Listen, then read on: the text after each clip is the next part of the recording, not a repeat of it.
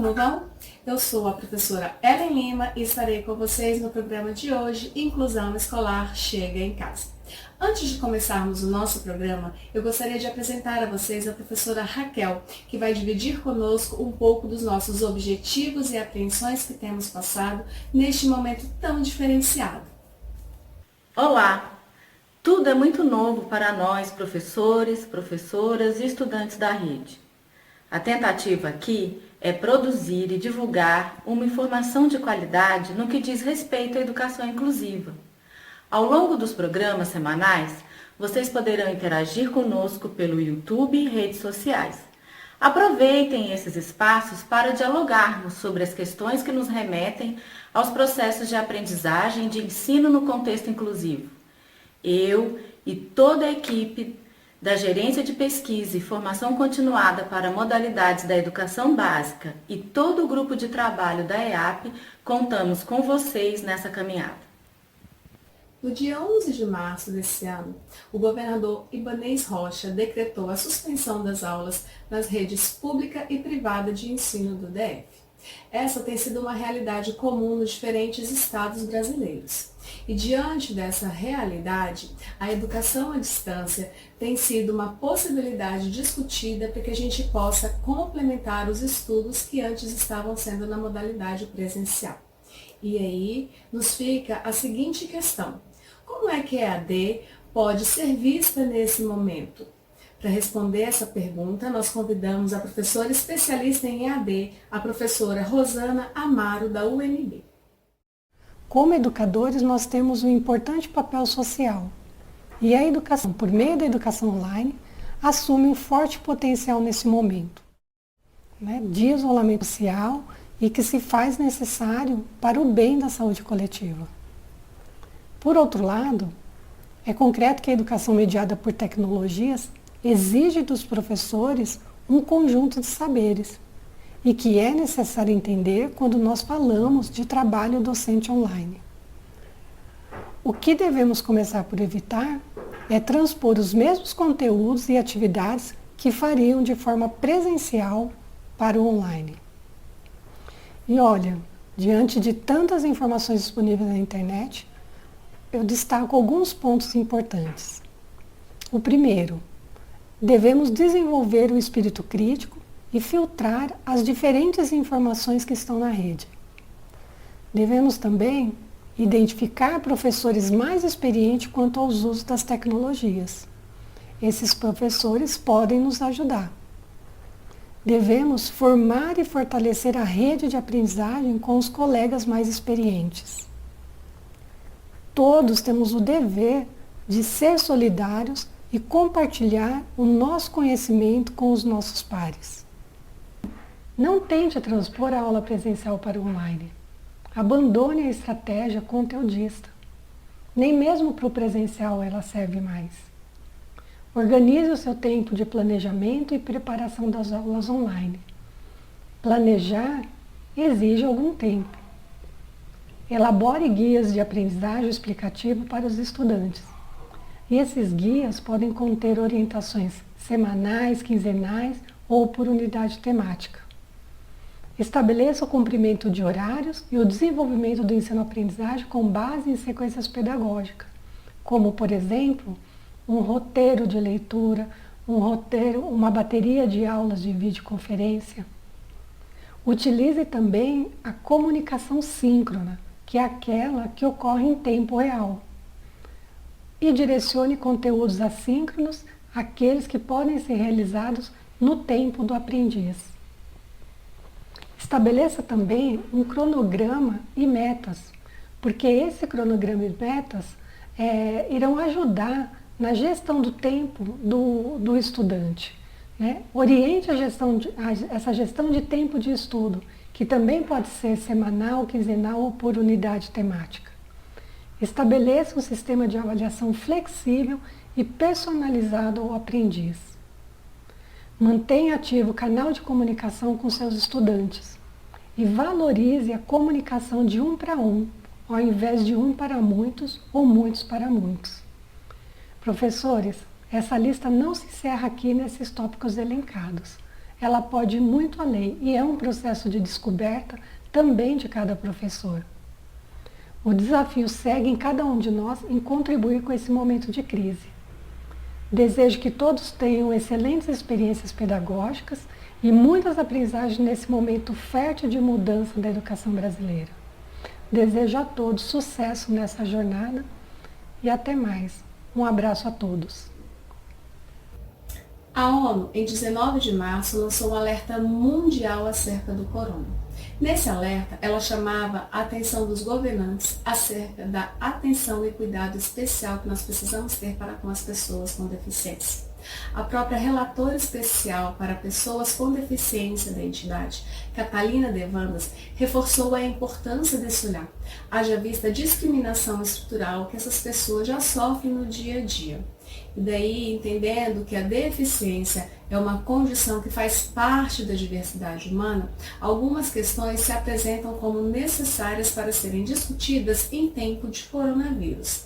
Que questões seriam essas? Em primeiro lugar, nós precisamos pensar quais são as medidas que reduzem o contato e o risco de contaminação, tanto das pessoas com deficiência, como das pessoas que estão junto a elas nesse momento de isolamento. Em segundo lugar, quais seriam esses cuidados que nós precisamos ter na atenção à pessoa com deficiência nesse momento? Para responder a essas perguntas, nós convidamos o professor David Lobato. Ele é mestre em Ciências e Tecnologias em Saúde e membro do Núcleo de Tecnologias Assistivas, Acessibilidade e Inovação da Universidade de Brasília e também é professor da Secretaria de Estado de Educação do DF. O Brasil hoje possui 45 milhões de pessoas com algum tipo de deficiência. É preciso falar que não necessariamente por ser deficiente a pessoa se enquadra num grupo de risco. Porém, algumas situações típicas precisam ser levadas em consideração para que se evite o contágio e também desfechos indesejáveis. Muitas pessoas com deficiência dependem de outras pessoas para atividades do dia a dia. Isso limita bastante a questão do isolamento. Da mesma forma, essas pessoas precisam recorrentemente de ir ao médico, de ir aos hospitais, de ir à clínica de reabilitação. E nesse momento, isso é importante ser evitado. Nesse sentido, é importante a gente estar falando da questão da telemedicina, que já é autorizada, e a gente precisa realmente usar desse mecanismo para que a saúde chegue às pessoas, ao invés das pessoas terem que ir a centros de saúde, UPAs e hospitais, sem a necessidade de deslocamento. Nesse sentido, a Universidade de Brasília, através do Núcleo de Tecnologia Assistiva, Acessibilidade e Inovação, presta serviço de fisioterapia remota para pessoas com lesão medular. Agora eu vou procurar falar de algumas especificidades de cada deficiência, começando pela deficiência auditiva. O surdo usa a linguagem de sinais para se comunicar. E alguns sinais podem levar as mãos ao rosto, que é uma situação que a gente tem que evitar. Por exemplo, o sinal mãe ou mamãe é feito assim, passando o polegar próximo ao rosto e trazendo o dorso da mão próximo ao queixo. É bom evitar esse contato. Na verdade, muitos dos surdos não fazem isso. Eles nem aproximam, nem tocam a mão no rosto. Alguns intérpretes utilizam esse toque e algumas pessoas que estão começando a aprender a falar Libras, portanto, é bom evitar esse tipo de contato das mãos, que é um meio contaminante, com o rosto. Os surdos também, muitos deles utilizam aparelhos auditivos ou implantes cocleares. Então, é importante que a higienização desses aparelhos seja muito bem feita também para evitar qualquer tipo de contágio. Hoje em dia, em tempo de corona, as pessoas estão usando as máscaras para evitar gotículas, micropartículas de saliva se espalhando pelo ar, e isso pode ser um problema para o surdo, uma vez que eles se amparam muito da linguagem orofacial, que é a leitura de lábios. Eles fazem a leitura de lábios. Então, se a pessoa não tem acesso aos seus lábios, dificilmente ela vai conseguir ter uma comunicação perfeita. Então saiba, se você estiver conversando com o surdo, ele não está entendendo, pode ser porque você esteja de máscara. Talvez seja necessário tirar um pouco essa máscara, se afastar e manter a comunicação, depois colocar a máscara de volta, mas vai depender da situação. Então, saiba desses detalhes. Quanto ao cego, deficiente visual, a gente tem alguns detalhes interessantes a ser mencionados, porque o cego ele toca em tudo. O tato é um meio de comunicação do cego com o mundo, seja em meios internos, externos, ele usa a mão para tudo. E a mão, nesse sentido, vindo ao rosto, pode ser um elemento contaminante, então tem que sempre permanecer bem higienizada. No caso, a melhor solução seria realmente o álcool gel para poder estar fazendo a higienização das mãos. Da mesma maneira, eles utilizam muito a bengala, né? Vai bengalando de um lado para o outro, aí vai, solta a bengala, toca em alguma coisa, volta a pegar na bengala e pode levar a mão ao rosto. Portanto, a bengala também tem que ser bem higienizada.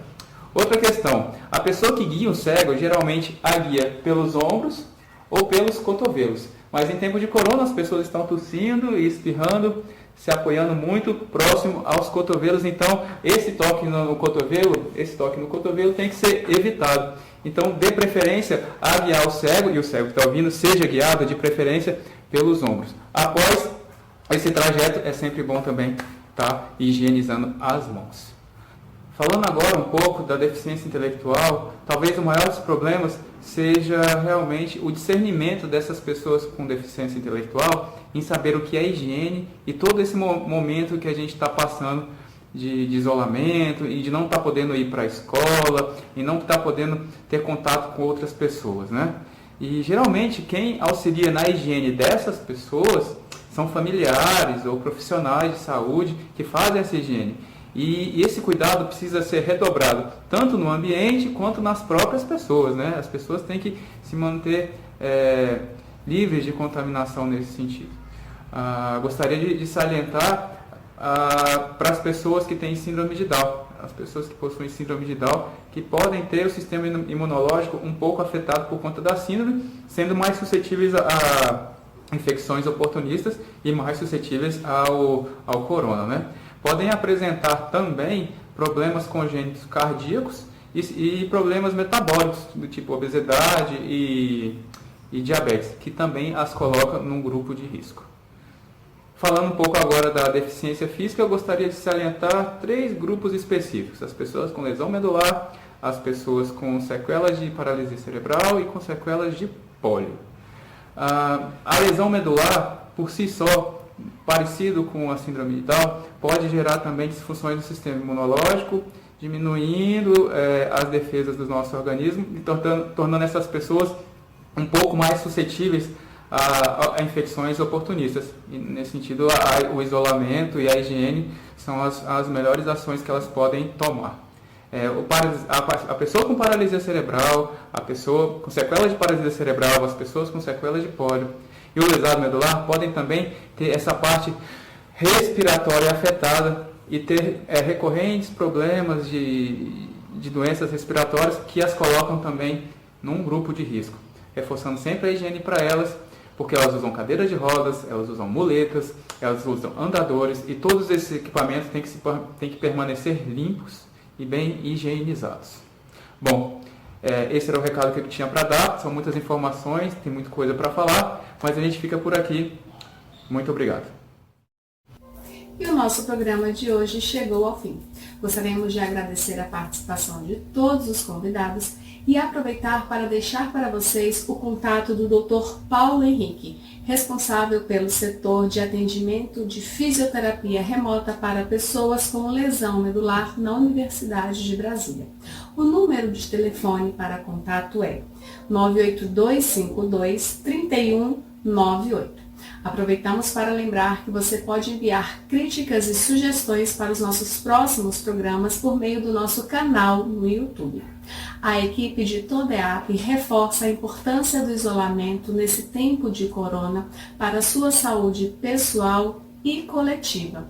Também gostaríamos de contar com a sua presença no próximo programa em que vamos tratar da escolarização das pessoas com deficiência. Até lá!